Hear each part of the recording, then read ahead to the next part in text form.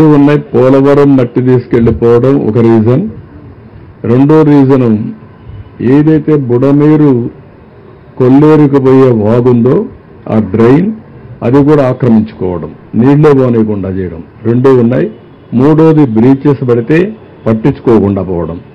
ఇవన్నీ చేసి బురదజల్లే కార్యక్రమం చేయడం అన్నిటికంటే దౌర్భాగ్యం, నీచం.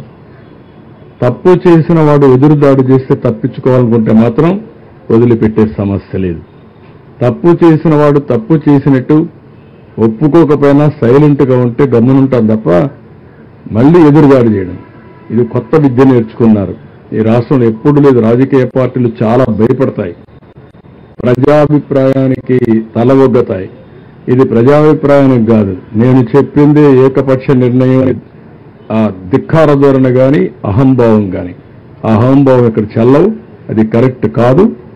నీ ఒక్క వ్యక్తి వల్ల, ఒక వ్యక్తి అసమర్థత వల్ల ఇన్ని లక్షల మంది బాధపడితే, ఇంకొక పక్క నేచర్ కూడా కలిసి రాకపోతే విక్కరించే విధంగా మాట్లాడడం దుర్మార్గమైన కార్యక్రమం. దాన్ని ఏమాత్రం కూడా ఉపేక్షించాం. చరిత్రలో ఎప్పుడూ పడని వర్షాలు పడ్డాయి. 37 సెంటీమీటర్ల వర్షపాతం ఎప్పుడన్నా విన్నారా మీరు? ఒక ప్రాంతంలో, ఒక జిల్లాలో 37 సెంటీమీటర్ల వర్షపాతం పడడం, ఇది కళింగపట్నం దగ్గర క్రాస్ కావడం, కళింగపట్నంలో క్రాస్ అయింది కూడా వర్షాలు పడకుండా ఖమ్మం, నల్గొండలో మళ్లీ పడి, ఏదైతే కృష్ణానది పరివాహక ప్రాంతంలో మళ్లీ పడి బుడమేరు బొంగడం, ఇవన్నీ కూడా జరిగితే సానుకూలంగా స్పందించి ఏ విధంగా ఎదుర్కోవాలనో ఎదుర్కొనే సమయంలో మీరు సహకారం ఇవ్వకపోతే పోతారు. కానీ ఇలాంటి తప్పుడు ప్రచారం చేయడం, ఏదో అమరావతి మునిగిపోయిందంట, వీళ్ళని ముంచాలు తీసుకొచ్చి అక్కడ, అప్పుడే బుద్ధి వస్తుంది వీళ్ళకి. అమరావతి మునిగిపోయింది ఎవరు చెప్పాడు మీకు? లేకుంటే అక్కడనే పోడ్చాల, వీళ్ళ శ్మశానం అన్నారు, అక్కడనే పోడ్చాల, అప్పుడే బుద్ధి వస్తుంది. మనుషులకు బుద్ధి జ్ఞానం ఉండాలి, ప్రజాహితం కోసం పనిచేయాలి. దుర్మార్గంగా మహాడే కార్యక్రమాలు చేస్తున్నారు. ఎడారంటారు, ఎడారండి అమరావతి, ఇంకా సిగ్గు రాలేదు మీకు? అంటే ప్రజలు వింటారు కాబట్టి ఎదురుదాడి చేస్తారా మీరు? ఎన్ని రోజులు ఎదురుదాడి చేస్తారు? ఎదురుదాడి చేస్తే ప్రజలే చూసుకోవాల్సిన అవసరం ఉంది. ఇలాంటి వాళ్ళని సంఘ బహిష్కరణ చేయాల్సిన అవసరం ఉంది.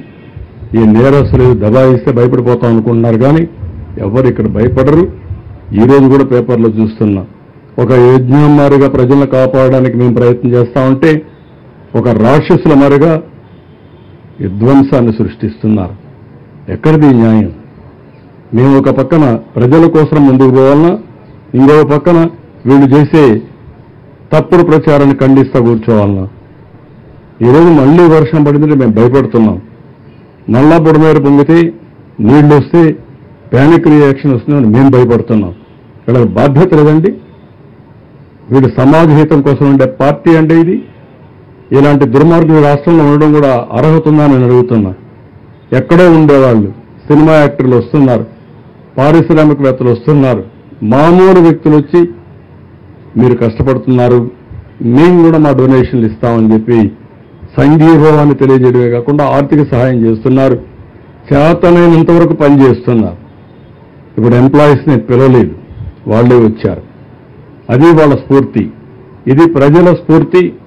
ఒక రాజకీయ పార్టీ ముసుగులో నేరస్తులు చేసే దౌర్జన్యం, అరాచకాలు, ఈ అరాచకాలు ఈ రాష్ట్రంలో జరగవు. అలాంటి అరాచకాలు చేసే వ్యక్తుల్ని ఎట్టి పరిస్థితుల్లో ఉపేక్షించాం. ఆ విషయం మీరు గుర్తుపెట్టుకోవాలి.